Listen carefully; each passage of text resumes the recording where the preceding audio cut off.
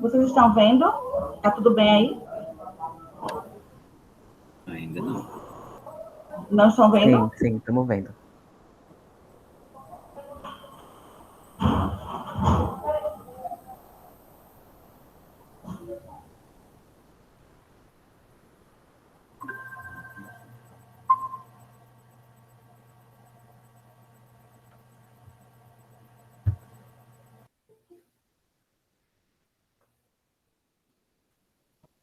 Você quer que eu leia ou Posso você vai começar? ler? Você começa aí. Boa tarde, pessoal. Vamos Boa tarde. começar a introdução ao Sutra de Lótus. Vamos ver a introdução histórica e filosófica ao Sutra de Lótus, de acordo com a linhagem do budismo de Nichiren Daishonin, praticado pelos membros da Soka Gakkai Internacional. Pode passar, Dani?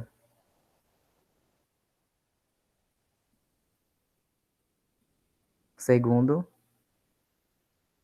Pronto. Iremos ver hoje sobre o Buda histórico, que é Shakyamuni, a tradição escrita no budismo e o Sutra de Lótus. A tradição escrita no budismo de Nichiren Daishonin, eu acho que a gente não vai conseguir ver tudo hoje, mas posteriormente a gente vai estar retomando este assunto. Próximo. Pode descer. Pode descer. Alguém saberia me dizer qual é a história, resumidamente, de Shakyamuni? Eu posso contar um pouquinho. Boa tarde, Pode. André. O Shakyamuni, ele nasce na Índia, né, com o nome de Siddhartha Gautama. Ele tem um nome maior que isso, mas eu não lembro do restante do nome dele. E ele nasce, né, muito rico, filho de um rei, e ele é privado pelo pai de sentir dores, de ver a violência, a velhice, né? Todas as dores humanas, né? A violência, a morte. Desculpe, só um pouquinho.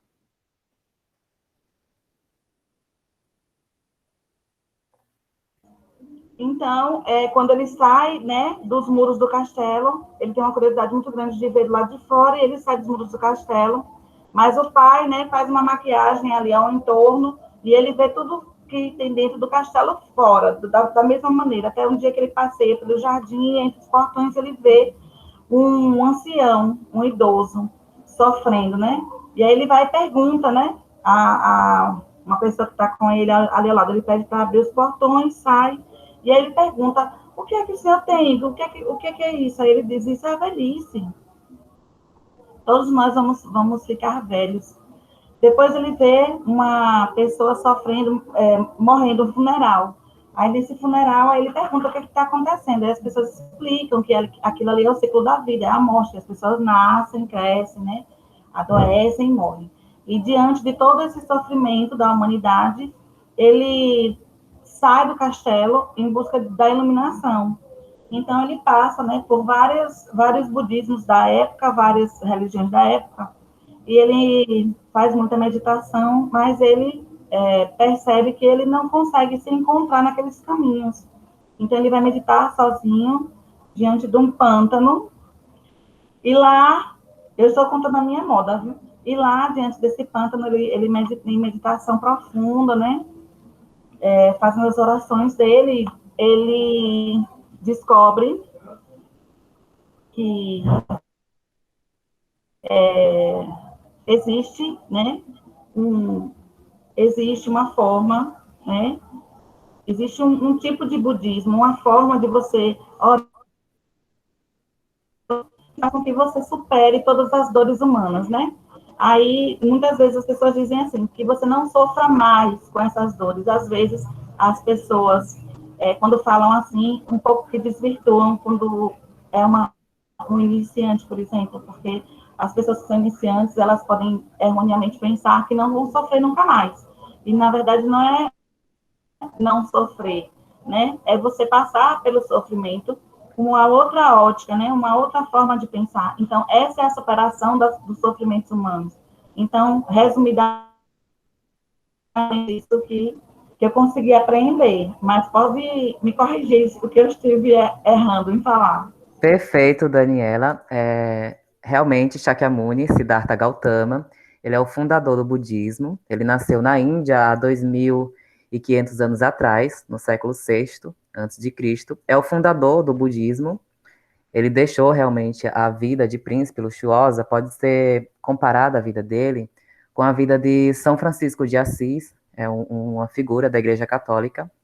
E depois de muito procurar, né, por várias religiões do brahmanismo, ele encontrou a lei da vida, que chamamos também de Dharma universal. Ele pregou seus ensinamentos durante 50 anos aproximadamente, e após a sua morte, os discípulos tomaram iniciativa de compilar os seus ensinamentos, de reunir os ensinamentos de Shakyamuni. Pode passar, Dani.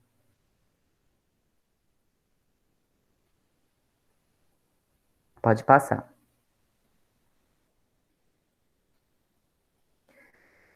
Os registros dos ensinos de Shakyamuni aconteceu durante a primeira assembleia. Foi 3 meses após a morte do Buda. Quem presidiu essa assembleia foi Mahakashyapa. Ele sucedeu a Shakyamuni após a sua morte. Ele ficou como líder da Sangha, da ordem budista, e foi convidado, junto aos participantes, Ananda. Ananda ficou conhecido como aquele que ouve os ensinamentos, o superior em ouvir ensinamentos, os ensinamentos do Buda. Ele também era primo de Shakyamuni e um auxiliar pessoal do mesmo. Ele ficou conhecido também, toda vez que a gente recita um sutra, inicia-se com a palavra assim eu ouvi, que vem da recitação de Ananda. Quando ele foi convidado a recitar os sutras, ele começava com assim eu ouvi, ou foi isso que eu ouvi, e daí começava o sutra. E também o Pali foi convidado, mas ele foi convidado para recitar as regras de disciplina. Como ele era o superior nas práticas de disciplina, ele foi convidado para recitar. Todos recitaram, concordaram com os ensinos de Ananda e de Upali, recitaram de forma oral, não foi escrito até então, porque a escrita era vulgar nessa época e era mais acessível à prática religiosa, à memória. Eles prezavam muito a memória. Acontece também, nas assembleias seguintes,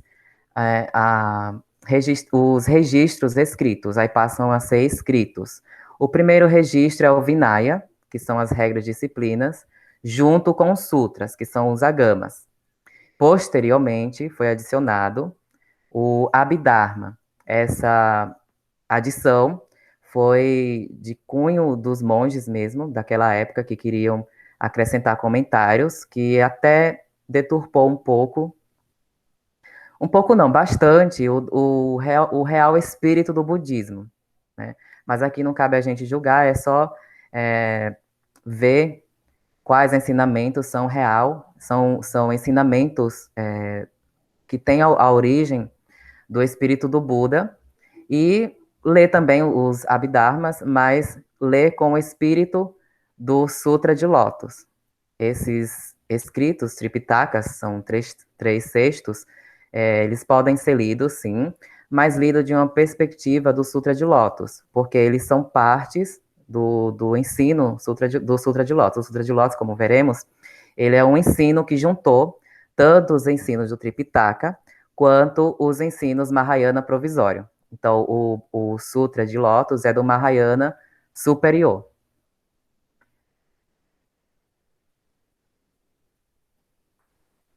Bom, séculos depois, no final do primeiro século, após a morte de Shakyamuni, na verdade, aconteceu um grande cisma na comunidade budista entre monges progressistas e monges conservadores. Os progressistas, eles desejavam isso, esse aí. Eles queriam uma flexibilização dos 10 preceitos que deveriam ser cumpridos pela ordem de monges. Exato. Ananda era primo de Shakyamuni e irmão de Devadatta. Esses 10 preceitos eram muito rígidos e eram lidos com rigor, de sacralidade pelos monges conservadores. Os monges progressistas queriam, pelo menos, comer um pouco a mais de que meio-dia e receber donativos que eram proibidos nesses 10 preceitos. Junto, os monges progressistas ficaram conhecidos como os membros da Grande Ordem, e os monges conservadores, que prezavam a sacralidade e a inviolabilidade dos princípios e das regras de disciplina, por influência do brahmanismo, que o brahmanismo tem essa rigidez de prática ascética, eles ficaram conhecidos como o grupo dos ensinos dos anciãos. Pode passar. Até agora, tudo bem?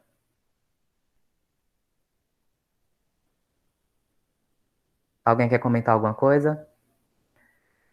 Tudo bem. O movimento Mahayana. Mahayana significa grande veículo. A oposição ao Mahayana é o pequeno veículo que é Hinayana, mas é um termo pejorativo e eu particularmente não prefiro não usar, eu prefiro usar não Mahayana.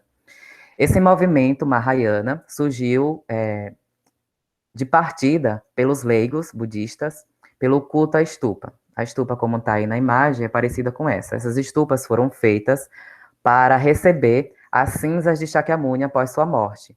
Na verdade, as cinzas foram divididas em 10 e foram construídas 10 estupas na época, mas hoje já existem várias estupas. Os monges progressistas começaram a fazer parte, a aderir, foram obrigados a aderir esse movimento que surgiu de budistas leigos, sem nenhum vínculo com o clero, e esse movimento foi muito importante para o surgimento do budismo Mahayana, que é o budismo que nós praticamos. Pode passar. Pronto, tá joia. As escrituras Mahayanas. Alguns estudiosos afirmam que essas escrituras foram compiladas por um período de 1000 anos, do século I a.C. até o século IX depois de Cristo. Essas escrituras dos Sutras Mahayanas, em contraposição com os Tripitakas são mais poéticos, tem uma figura poética, né? É um texto muito poético, figurativo e alegórico, mas foram essa alegoria, essas figuras poéticas, foi porque no tempo de compilar, né, foi de forma que as pessoas da época pudessem compreender os ensinos do Buda, entende? Foi a forma que o pessoal da época, as pessoas que compilaram esses escritos, encontraram de fazer com que as pessoas da época, que entendiam muito poesia, de uma forma poética e uma forma acessível às pessoas e à filosofia da época. Então, é um sutra da época. Esses sutras são em forma de diálogo do Buda aos bodhisattvas e os monges são conhecidos como aratas.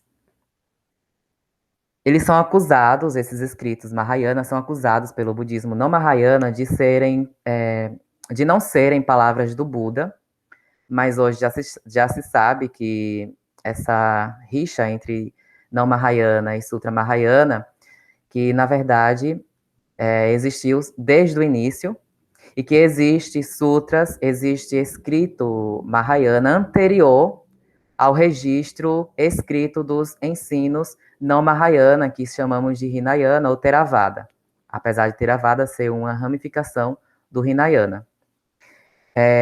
E já se sabe também, com os estudos atuais, que existem essência dos ensinos do Mahayana nos ensinos Tripitaka. Tripitaka é um texto mais árido, mas o texto Mahayana é poético, e por isso tem essa divergência de ser ou não palavras do Buda, mas os dois, tanto o Tripitaka quanto as escrituras Mahayanas, são as palavras diretas do Buda, mas a escrita passou a ser conforme a compreensão da época que foi compilada. Alguma dúvida quanto a isso? Pode descer.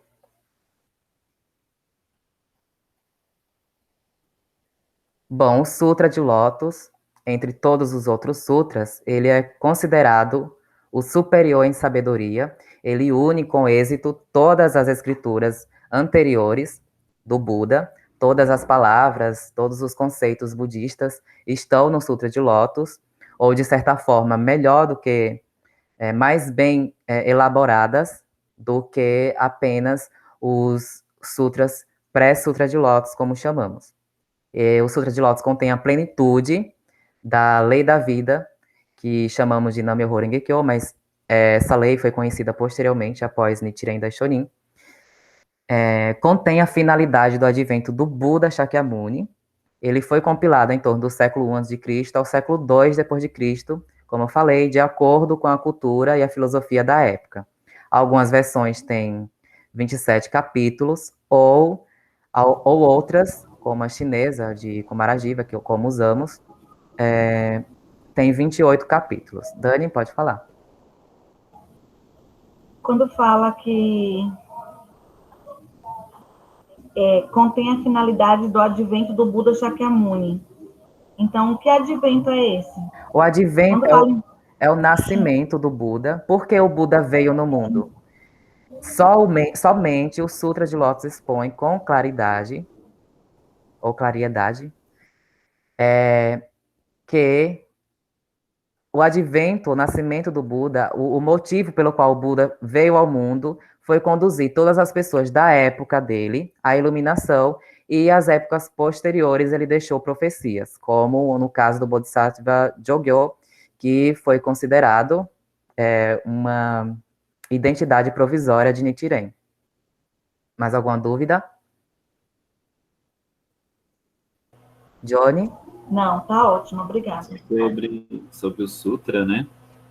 Ele consta a veracidade que a gente fala, né? A importância do budismo, porque ele fala, né? Antes deste momento eu não havia revelado a verdade.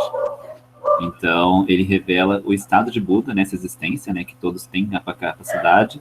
É neste sutra que ele fala que as mulheres podem atingir a iluminação, que antes dos outros sutras elas não recebiam a iluminação, elas tinham que virar homem para receber. E é nesse sutra que a gente ora no finalzinho, né? Medito constantemente em como fazer com que todas as pessoas adquiram o corpo que eu. Ou seja, neste sutra que ele ensina que nós devemos ensinar as outras pessoas a terem um estado de Buda evidenciado. Exatamente, exatamente. Tem a iluminação, que é um destaque, um distintivo do Sutra de Lótus, a iluminação das mulheres como em primeiro plano, né? Não a dos homens em primeiro plano, mas se a mulher consegue se iluminar, consequentemente os homens também. Não é isso? Mais alguma dúvida? Então já sabemos a diferença do Sutra de Lótus quanto aos ensinos pré-Sutra de Lótus. Enquanto o Sutra de Lótus é coeso em si, tem todas as partes, os demais sutras, como o Sutra Ranya, que prega a não substancialidade ou vazio, né, que é uma parte somente do que contém o Sutra de Lótus. As versões do Sutra de Lótus. Existem versões em sânscrito budista, que não é uma linguagem pura, e contém várias expressões do hindu, do brahmanismo. E as versões chinesas, que são 6, mas na verdade só restam 3, e a de Kumarajiva, a qual nós usamos nas nossas orações e qual nós baseamos, e qual Nichiren Daishonin baseou o Gohonzon em toda a sua teoria filosófica. Próximo.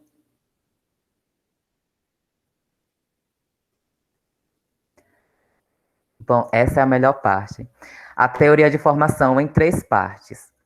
O Sutra de Lótus pode ser dividido em 3 partes. A primeira parte contém 10 capítulos, que é do 1º ao 10º. E essa parte, a Assembleia, está no Pico da Águia, que é um local que existe lá na Índia. O Pico da Águia também tem um nome em sânscrito, mas eu não sei pronunciar. Eu posso deixar depois nos comentários. E também essa primeira parte revela a realidade da vida antes da iluminação. Depois do surgimento da Torre do Tesouro, no 11º capítulo,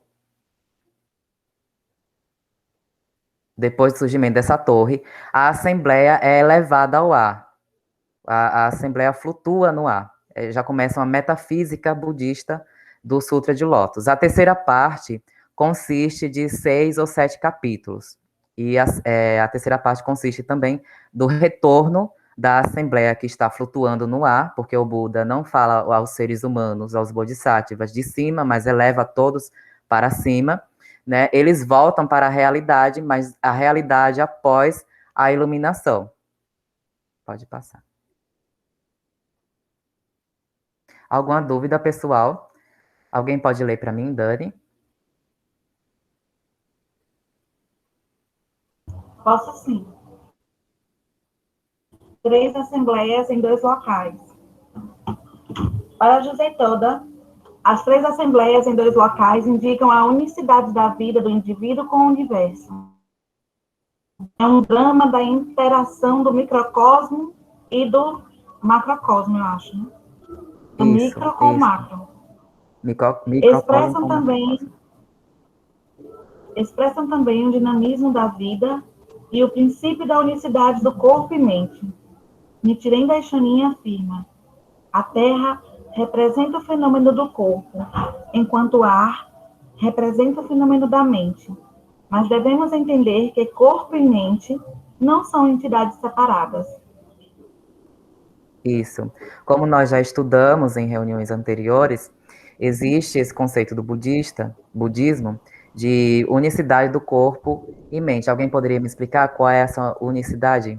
São 2 fenômenos, mas na verdade não são 2 em essência. Alguém saberia me explicar? Johnny? Dona Maria Helena? Bom, essa parte nós estudamos antes da pandemia, né? Porque faz parte da depressão, da ansiedade. O seu corpo diz uma coisa, né? Estou com preguiça, estou cansado, quero ficar doente, né? E a mente tem que brigar com ele. Você vai acordar, você vai levantar, você vai trabalhar, e a mente manda, né? Por isso que fala, seja senhor de sua mente. Porque o corpo, ele tem uma bateria, né? Ele tem um tempo.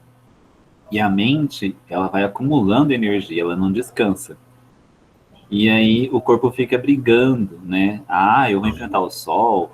Nossa, eu vou tomar chuva.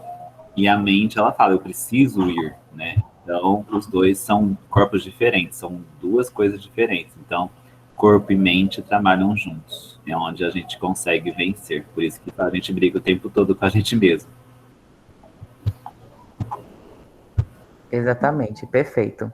Aí Nichiren Daishonin está comparando essa assembleia, né, na verdade, o Pico da Águia, a cerimônia do ar, como o Pico da Águia, como uma simbologia de que seria o corpo, porque é um local real, e a mente é uma simbologia do que seria a cerimônia do ar, né, nossa mente, aquilo que a gente não pode pegar. Dani, pode ler para mim a primeira parte?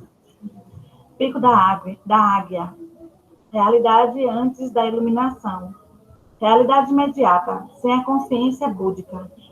Sim, a primeira parte dessas três divisões acontece com o Pico da Águia.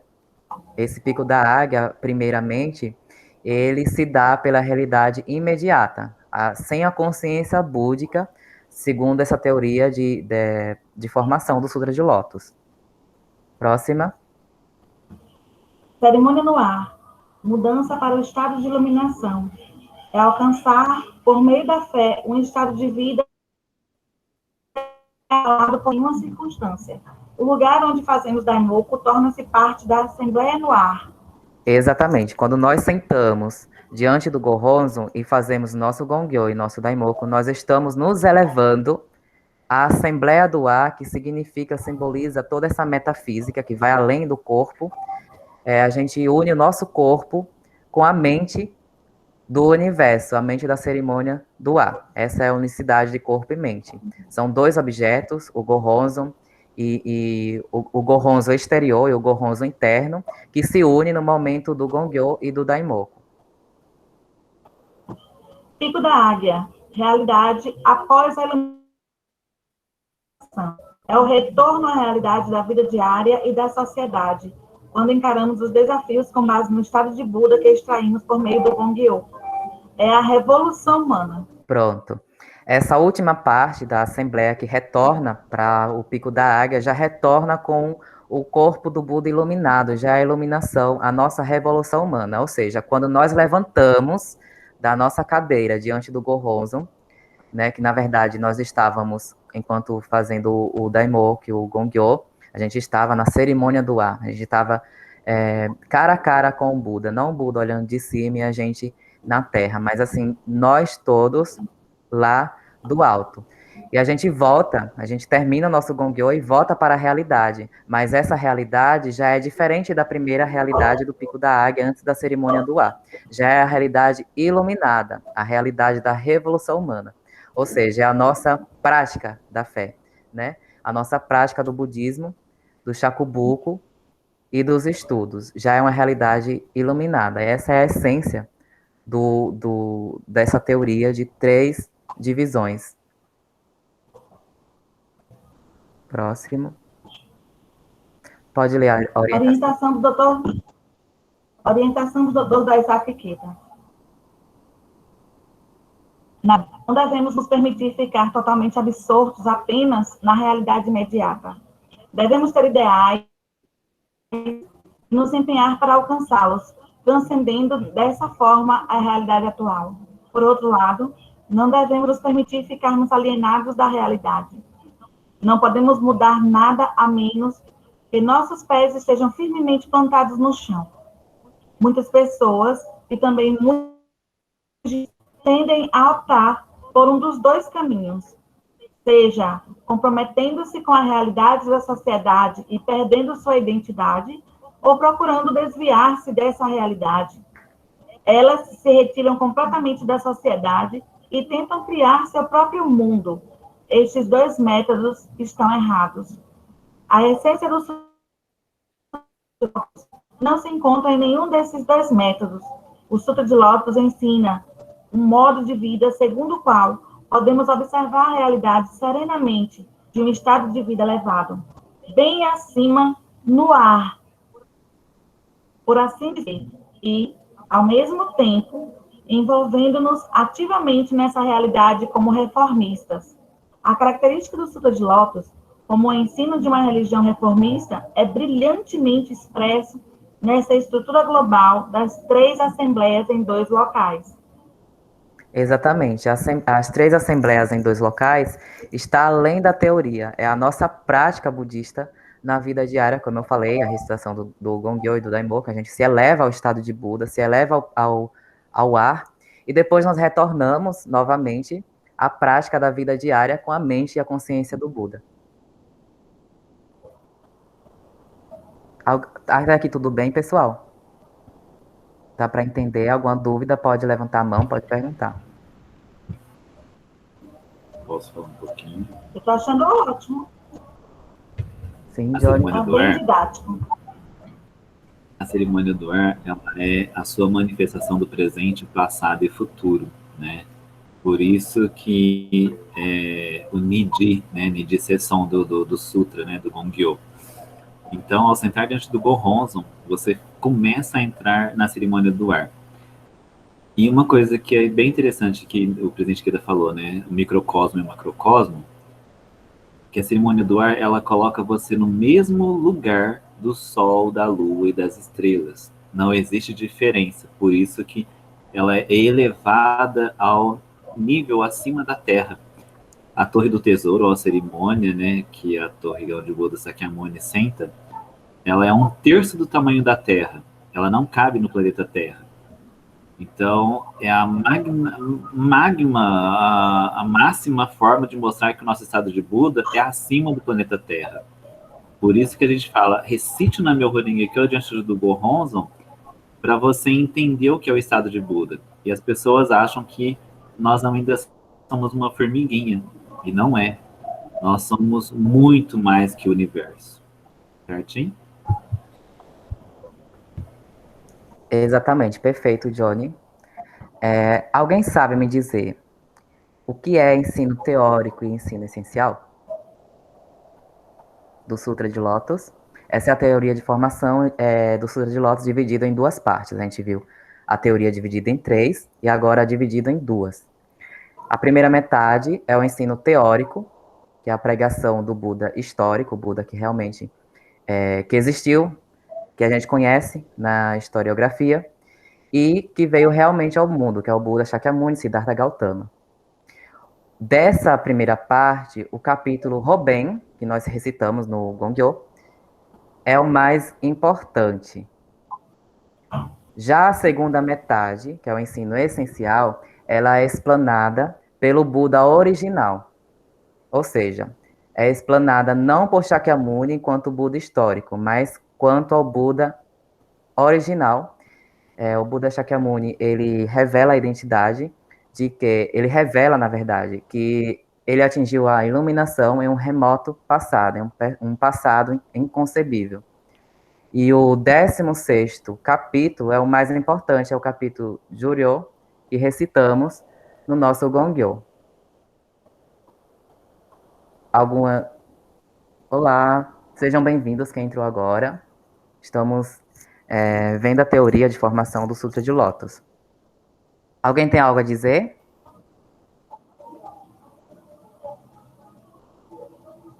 Tá bem didático, Vinícius. Bem, como é que diz? Tá bem objetivo. Então, eu acho que é por isso que as pessoas não estão querendo se pronunciar, então estão guardando para o final. Pois é, a gente já Não, entendeu gente, a é porque teoria. tá bem explicativo mesmo, tá bem explicativo, tá dando para entender tudo. Então, Pronto. Então vocês entendem que o Sutra né? de Lótus tem a teoria de divisão. Na verdade, são duas. A divisão em três, que corresponde às três assembleias em dois locais. E a divisão em duas partes, que correspondem ao ensino teórico, que é o ensino do meio, o ensino do capítulo Roben, e a segunda metade, que é o ensino da revelação da vida eterna do Buda, como Buda de Konganjo, ou Buda original.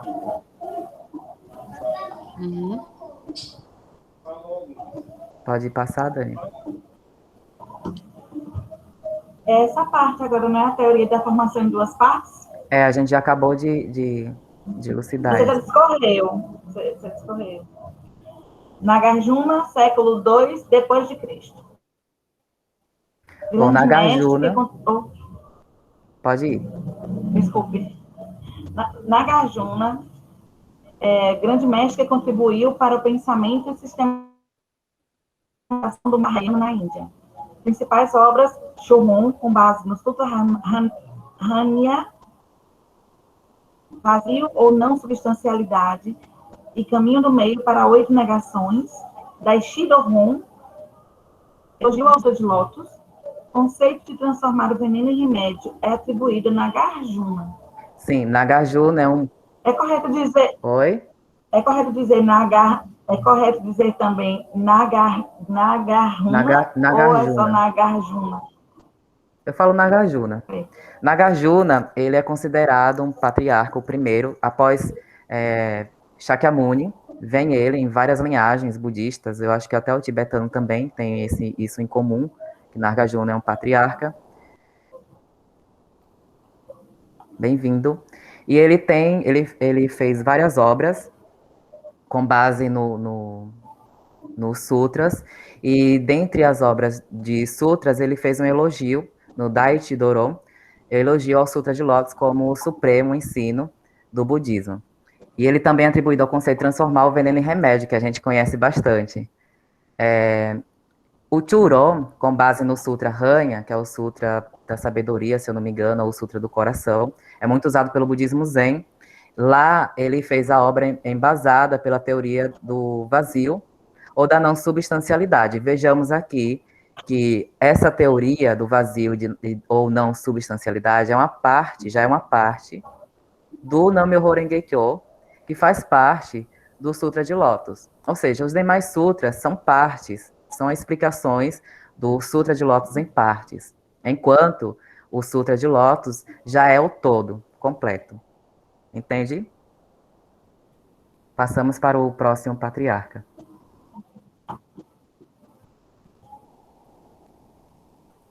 Vasubandhu, século IV depois de Cristo. Principal obra, Roqueron, ou Tratado dos... Isso, exatamente. Vasubandhu, ele é o segundo na linhagem. Ele fez várias obras, né, sobre o Sutra de Lótus. Uma delas é o Tratado do Sutra de Lótus. Ele também é conhecido pela teoria de somente consciência. Vamos ver o próximo. Tiantai, 538 a 597. Grande mestre chinês, famoso pela sua grande gestão, conhecida como 5 períodos e 8 ensinos. Principais obras são Roque Genji, profundo significado do Sutra de Lótus. Diz que o significado total dos 28 capítulos do Sutra está no título. Roque Mungu, palavras e frases do Sutra de Lótus. Maka Shikan, grande concentração e discernimento. Nessa obra está o princípio de Ichinen Sanzen. Isso, exatamente. Tiantai é o nosso queridinho. Ele está também escrito lá no Gohonzon, que a gente vai ver depois. Ele é o grande mestre que une várias teorias do Sutra de Lótus, numa teoria de Ichinen Sanzen, que está no Maka Shikan, que é grande concentração e discernimento.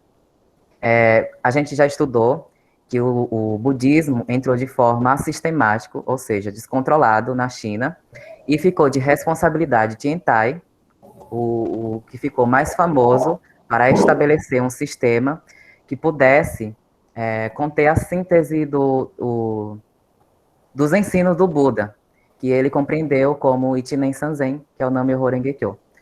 É importante considerar que em alguns dos materiais que eu estudei, o Dr. Daisaku Ikeda Sensei, ele compara, ou foi Daisaku Ikeda ou Josei Toda, comparou o Maka Shikan como também um Sutra de Lótus, porque quando for comparado o Sutra de Lótus, como veremos depois, o Sutra de Lótus universal, a gente vai ver que o Sutra de Lótus ele tem várias formas de ser pregado. Próximo patriarca. Miaole, 711 a 782. Principais obras: Roque Genji Shankusen, anotações sobre o profundo significado do Sutra de Lótus. Roque Mongoki, anotações sobre palavras e frases do Sutra de Lótus. Maka Shikan Bugyoden Buketsu, anotações sobre grande concentração e discernimento. Pronto. Miaoli também é considerado um patriarca na nossa linhagem. Ele fez suas obras embasadas. Na verdade, foram anotações sobre as obras de Tiantai. As obras dele são anotações sobre o profundo significado do Sutra de Lótus de Tiantai, anotações sobre palavras e frases do Sutra de Lótus de Tiantai. Nessa obra de Tiantai, ele examina o Sutra de Lótus por palavras e frases. E aí vai tecer seu comentário. E já Miaoli vai tecer comentários sobre os comentários feitos por Tiantai. E o Maka Shikan, de Tiantai, também vai ter uma obra de anotações sobre grande concentração e discernimento. Por enquanto, tudo bem, ó, pessoal? Tudo bem. As palavras são meio difíceis, mas está tudo bem.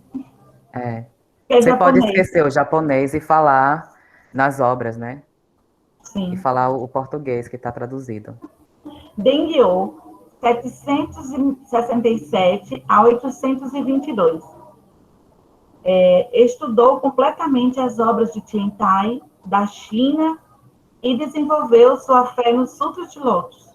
Suas obras incluem os princípios excepcionais do Sutra de Lótus, um esclarecimento dos preceitos, um ensaio sobre a proteção da nação. Pronto, Dengyo também é considerado um patriarca na nossa linhagem. Ele construiu as suas obras de acordo com os grandes mestres que vieram anteriormente a ele, Tiantai, Miaoli. Dengyo nasceu provavelmente no Japão ou na China. Algumas fontes diz que ele nasceu na China e foi criado no Japão, porque o local onde ele foi reconhecido era um local, uma colônia chinesa. Podemos passar? A escrita do budismo de Nichiren Daishonin. O Buda os escreveu de próprio punho. Nichiren, ano 1222 a 1282. Daishonin confiou seus ensinamentos a 6 principais discípulos. Após seu falecimento, 5 deles ficaram conhecidos como os 5 bonzos sêniores, que se recusaram a seguir o sexto, Niko Shonin. Esses bonzos chegaram a queimar cartas de Nichiren pelo simples fato de não terem sido escritas em chinês clássico, mas sim em alfabeto japonês, considerado inferior e vergonhoso pelos intelectuais da época. Sim, exatamente. Nichiren é considerado o Buda original da nossa escola, Nichiren. Ele é o fundador desse budismo. Aqui do lado está a obra, né, em quadrinhos, que é Nichiren, pela nossa editora. Bom, Nichiren Daishonin, como nós sabemos, ele viveu num tempo conturbado lá no Japão, e após seu falecimento, na verdade, antes do seu falecimento, né, porque não tem como delegar depois de morrer, ele passou seus ensinos para 6 principais discípulos, mas somente um, que é Niko Shonin, que, como posso dizer, que guiou os ensinos de Nichiren da forma original de que havia ouvido, como ele colocou em papel os registros orais de Nichiren Daishonin. Ele compreendeu bastante o ensino de Nichiren, e por isso nós seguimos Niko Shonin como um patriarca também.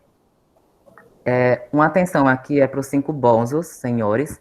Eles formaram as outras escolas de Nichiren, como a HBS, Nichiren Shu. A Nichiren Shoshu também é uma ramificação que veio do Niko Shonin, mas nós sabemos que houve essa separação entre a HK e a Nichiren Shoshu.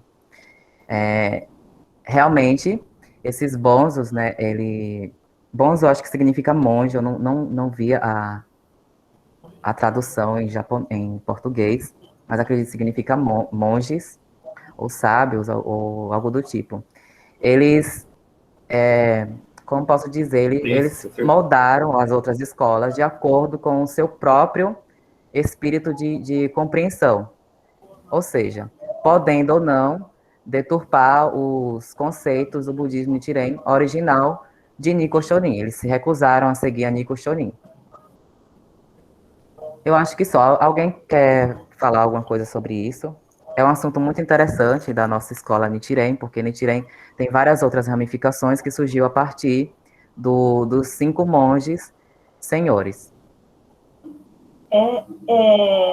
Falando de forma, vamos dizer assim, da forma que aconteceu, né, onde os 5 se recusaram a seguir Niko Shonin, né, simplesmente porque a escrita não era em chinês clássico, mas sim em alfabeto japonês, né, dá para a gente ter uma noção da dificuldade daquela época de poder propagar, né, o budismo Nichiren. Como era difícil, porque é como se tudo fosse motivo para que a gente, para que se encontrasse um obstáculo, né? Tudo era obstáculo, na verdade. Então, eu achei interessante falar um pouco sobre isso, porque muitas vezes no nosso cotidiano, na nossa vida diária, a gente acha que os obstáculos são enormes e grandiosos e não para pensar que já foram muito piores no passado e que talvez hoje a gente não vive, já nós estamos nos últimos dias da lei, mas nós estamos mais, vamos dizer assim, mais despertos. Aqueles que conhecem o budismo Nichiren, é como se nós estivéssemos mais despertos para que a gente possa ter um sucesso maior na propagação da felicidade de conhecer o budismo Nichiren para outras pessoas, não é? Por mais que a gente viva uma realidade aqui no nosso país e em outros países da intolerância religiosa, né? Mas antes, nessa época de Nichiren, eu particularmente vejo que existia uma dificuldade imensamente maior.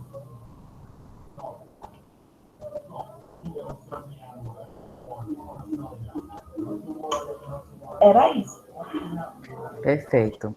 A gente também tem um adendo que Nico Shonin era o mais jovem, por isso que os outros são os senhores, são os mais velhos. E por isso que eles se recusaram a seguir uma pessoa mais jovem. Por arrogância, né? Agora é o Gosho. É como nós agora, nós estamos todos aprendendo com o mais jovem da turma. Gosho. Aqui estão os 2 exemplares, né, que vocês estão vendo logo aqui ao lado. Os Goshos traduzidos em português, em 2 volumes, preservados por Nico Shonin após a morte de Nichiren, reuniu mais de 700 escritos. Contém escritos em chinês clássico, formal, e linguagem coloquial e informal.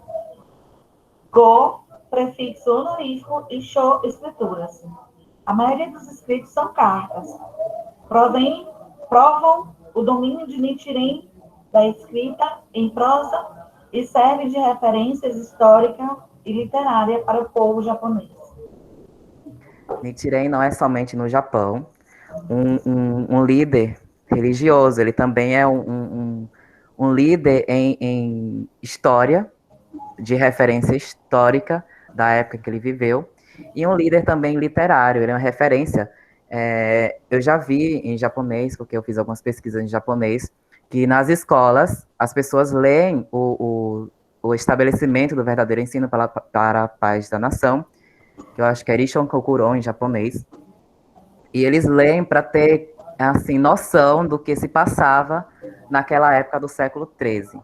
E é muito rico saber disso, que Nichiren Daishonin, ele transpassa o conceito de religião, mas está assim na literatura, está nas escolas, na academia, como posso dizer. A gente já sabe, Go quer dizer supremo, quer dizer algo que deve ser preservado, como o Go de Gohonzon, o Go de Gosho também. E Sho é escrituras. Nichiren, ele não fez discriminação da linguagem coloquial, porque ele precisava passar os ensinamentos para seus discípulos, e os discípulos não sabiam a escrita formal do governo, ou a escrita formal dos textos budistas, que na época era chinês clássico. Então ele escrevia as cartas para seus discípulos de japonês, de alfabeto japonês, que era considerado uma linguagem vulgar, uma linguagem vergonhosa para os intelectuais que prezavam muito a escrita chinesa em mandarim. Podemos passar. Mas o que contém nesse Gosho? A gente tem dois volumes publicados pela Brasil Seikyo, mas tem mais, não é só isso. Em inglês, eu acho que tem mais, acho que tem completo, não sei. Mas é muito mais livros do que só 2 volumes. Conteúdo do Gosho. Tratados expondo a doutrina. 2. Escritos de advertência às autoridades governamentais. 3. Cartas de recomendação, encorajamento e consolo a seus discípulos em respostas às suas questões. 4. Escritos sobre os ensinos transmitidos oralmente por Daishonin, compilados pelo sucessor Nico Shonin. Pronto, esse está o conteúdo do Gosho. O Gosho tem cartas, várias cartas, escritos, tratados de advertência. Ele falava muito sobre o Sutra de Lótus, então, na verdade, ele tinha como base o Sutra de Lótus. Então, todos esses tratados, essas cartas e escritos têm como base as explanações e a interpretação do Sutra de Lótus para o Buda iluminado, que é Nichiren Daishonin.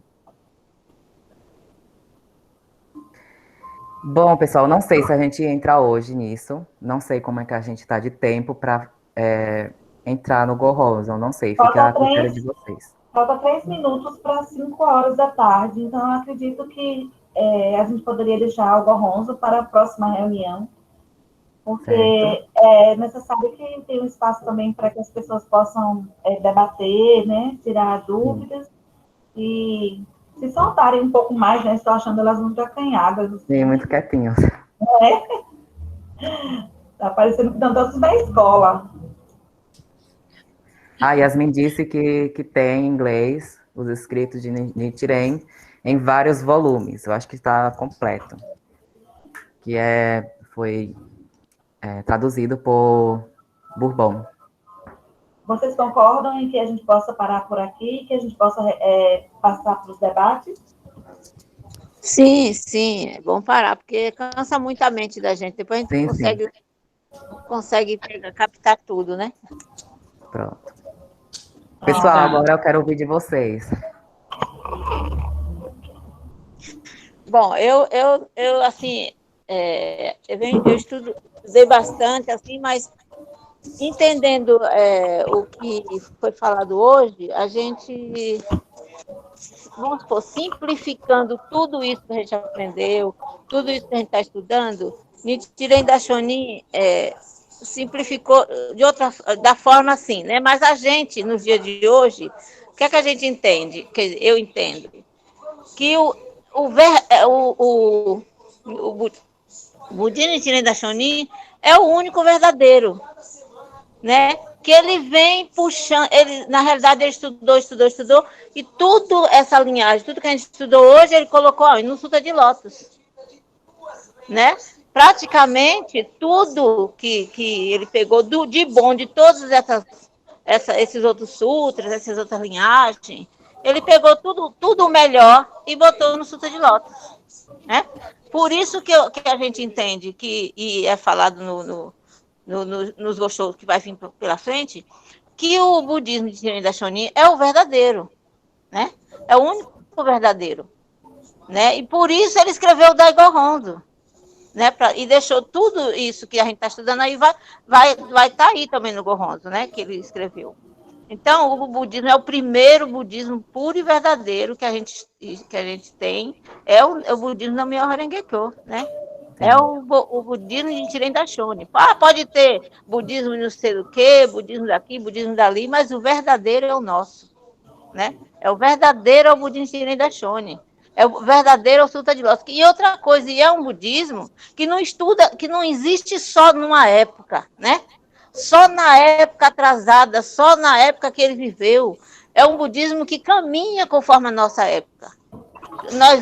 O que a gente aprendeu, o que eu aprendi há 30 anos atrás, eu estou vivendo ainda hoje. Né? Por isso que o presidente Queda fala que não existe formatura para quem é praticante do budismo. Né? Porque a gente vai morrer, vai viver, vai nascer, e o budismo vai estar a mesma coisa, com essa mesma força, com essa mesma linhagem. Não tem como ser diferente. É o único puro e verdadeiro. sim, sim. E o Só Nami corrigindo essas palavras. é o caminho, é o caminho realmente do verdadeiro budismo, é o Nami Rengekyo. Né? E a torre do tesouro, como a gente estava falando, o tesouro nosso, onde é o nosso tesouro? É o nosso lar, a nossa casa, onde está consagrado o verdadeiro valor do Kosenrufo, da Goronzo, que todos nós temos em casa. Que vai estar aí também, a gente vai estudar isso também, né? Que vai estar Sim, também sim. nessas escrituras, né? Então, é isso. Se alguém tiver outra forma de explicar vamos explicar para a gente aprender melhor mais ainda. Olha, Yasmin está dizendo que quem entende inglês está disponível no site, que ela colocou o link aqui no bate-papo. Pessoal, muito bem, Maria Helena, Dona Maria Helena, suas palavras. Assim, eu tive um problema em fazer Shakubuku para seguidores de outros tipos de budismo, principalmente ao budismo Theravada. Eu conheci um amigo lá em São Paulo, que ele praticava o budismo Theravada, e eu cometi um erro na prática de Shakubuku. Foi usar o termo pejorativo Hinayana. A partir do momento que eu usei esse termo, ele não quis mais ouvir nada sobre o que eu tinha que falar de budismo, porque eu já comecei de uma forma que ele se chateou, entende? Porque eu estava chamando o budismo que ele pratica de inferior. Apesar de nós sabermos que a essência do budismo, o espírito real do budismo é o Sutra de Lótus, nem todas as escolas aceitam isso. Eles preferem seguir um caminho gradual, enquanto o nosso caminho é súbito, é aqui e agora. Eles preferem renascer em várias existências, renascer como homem, se for mulher, né? Se tornar monge e se abdicar de todos os desejos, eliminar, como fala no budismo Mahayana, né? Eliminar a sua consciência e reduzir o seu corpo a cinzas. Só assim eles podem se iluminar, no caso do budismo Theravada, que é os que prezam pelo estado de Arati, que é o estado de erudição, que as pessoas aprendem de tudo, eliminam seus desejos, somente após a morte que podem atingir o estado mais alto, e mesmo assim não é comparado ao estado de Buda do Sutra de Lótus. E o Sutra de Lótus a gente vai ver, nós veremos nos próximos capítulos, que serão bastantes. Eu pretendo fazer cada capítulo, tecer meus comentários aqui com base nos estudos que os empréstimos da Soka Gakkai dá pra gente. Da gente vai ver também como o Sutra de Lótus vê os demais budismos. E como o próprio Daisaki Ikeda, o nosso mestre, vê também o Sutra de Lótus e os demais budismos. A gente não pode dizer que um budismo é original e o outro não. Tá, a gente compreende que é o mesmo espírito. Mas na hora de fazer shakubuku, a gente tem que ver o histórico da pessoa, se a pessoa está mais vinculada ao budismo não Mahayana, ou se ele já vem preparado para escutar o budismo de Nichiren Daishonin, que é o superior, né? Porque ele traz a essência do Sutra de Lótus e escreve essa essência no Gohonzon. Por isso que a gente considera o nosso budismo superior. Eu coloco muito jus, né? Muito bem as palavras de Maria Helena, mas eu só peço que as pessoas tenham um pouco como posso dizer, de cautela quando for falar de budismo verdadeiro, quando a pessoa já é considerada budista, entende? Quando, no caso, se for shakubuku. Eu acho que é só isso. Alguém tem mais algo que falar? Eu tenho. Eu sou faladeira mesmo.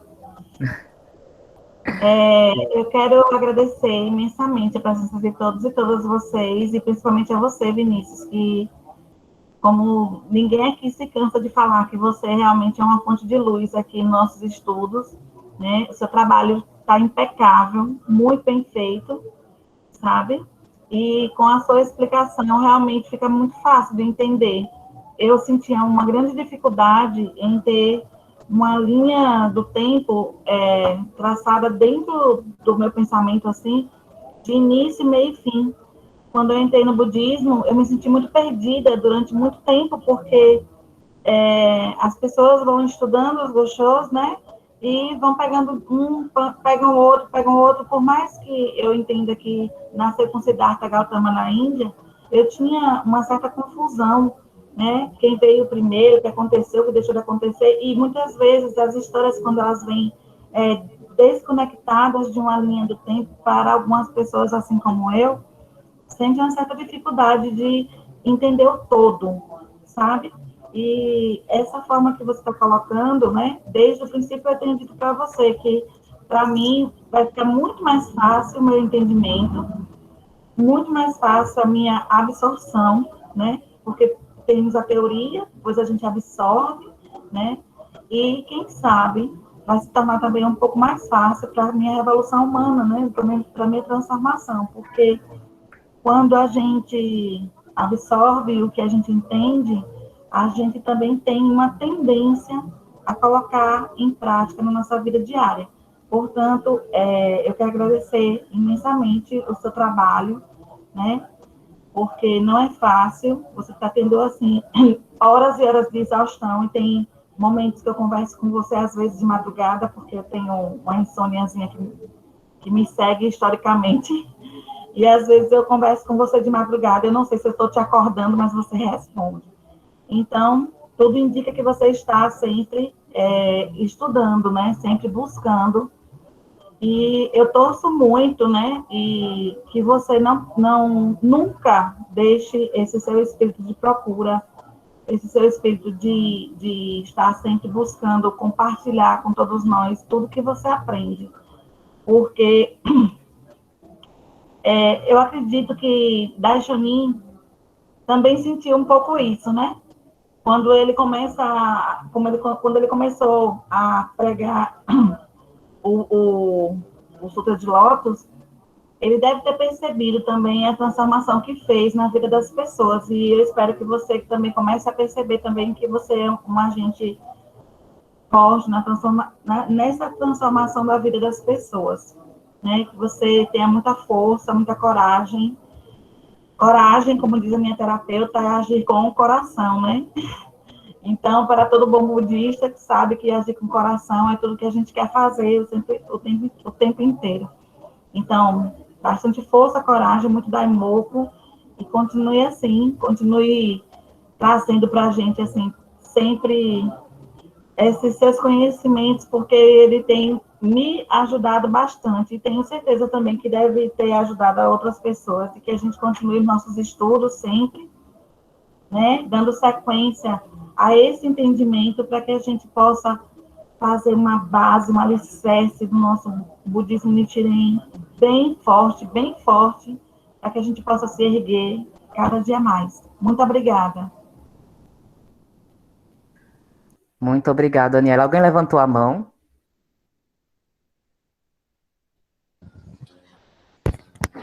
Só para falar, né? Uai. Só para falar que, assim, completando o que Dani disse, é sempre bom a gente saber, assim, porque quando a gente, às vezes, vai ou convidar alguém para reunião, alguém pergunta, né? A gente não sabe de todos os fundamentos dele, então a gente tem que ouvir. Muito obrigada, Vinícius, por esse grande estudo, né? E agora a gente sabe, assim, como foi concretizado, como faz parte, como houve a participação de todos até chegar no Tirem de Axonin, e que luta ele foi enfrentar. Por isso que é bom, assim, em cada horário, né, o Gomonzo, que agora é bem mais importante, não que a luta de Tirem de Axonin não fosse, até chegar ao Gomonzo, mas aí a gente vai pegar melhor ainda quando for o Gomonzo agora. Mas é muito bom a gente, assim, conhecer toda a história, como foi que chegamos até a Nichiren Daishonin. Tá bom? Obrigada, Vinícius. Obrigada a todos vocês. Boa tarde. Desculpe, eu cheguei um pouco atrasada, né? Mas estou aqui. Beijo a todos. Muito Um obrigada beijo. pela Não participação. não esqueçam da foto, minha gente. Sim, sim.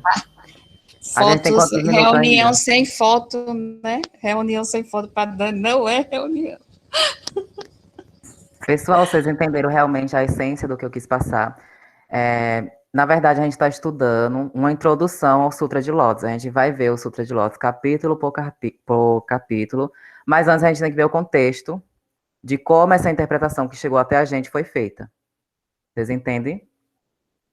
Porque Nichiren Daishonin, o grande sábio, né, o grande Buda original, ele viu que as outras escolas estavam dando ênfase a partes da lei, como o budismo Zen. Eles pregam muito a teoria do vazio, da não substancialidade. Mas essa teoria, ela tá no Sutra de Lótus, né? E por isso que não só essa, mas as outras teorias do budismo estão também contidas no Sutra de Lótus. O que acontece nos demais budismos e nos demais sutras?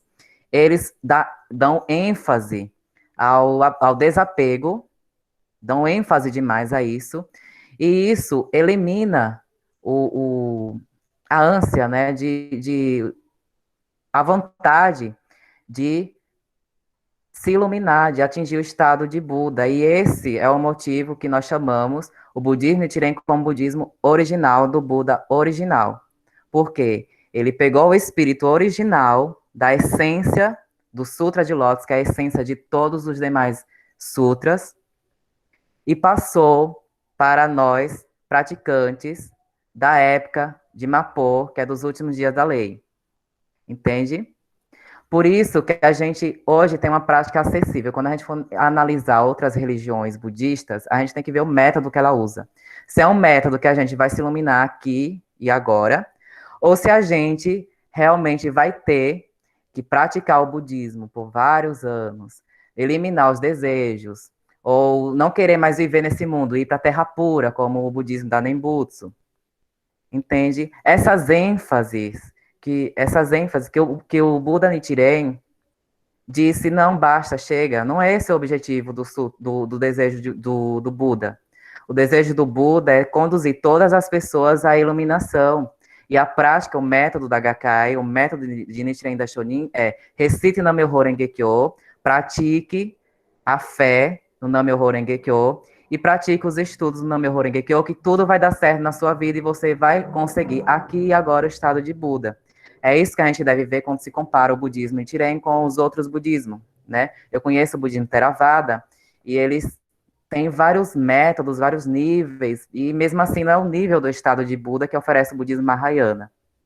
É essa a essência que eu queria passar para vocês, e a gente vai conduzir um estudo durante meses, eu acredito, porque 2 domingos de cada mês, eu não sei como vai ficar a programação, mas serão duas semanas para um estudo, e cada estudo será um tema sobre o Sutra de Lótus, e a gente não tem como entrar no Sutra de Lótus sem dar entrada no estudo do Gohonzon, porque o Gohonzon é a personificação da lei do Sutra de Lótus. Então, todos os personagens do Sutra de Lótus, dos patriarcas, como Dengyo e Tiantai, estão contidos no Gohonzon, e todos os personagens que vão aparecer lá no nosso pergaminho, mesmo sendo a tradução limitada, porque não tem como traduzir a grandiosidade dos escritos chineses, dos escritos japoneses, dos escritos sânscrito, para o português ou qualquer outra língua, a gente tenta entender, mas a gente deve entender por meio da fé.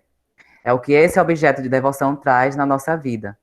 É essa a ênfase do estudo, e não entender por só entender, mas entender para praticar bem, e também entender para praticar a prática do Shakubuku. Vocês entenderam? Muito bem.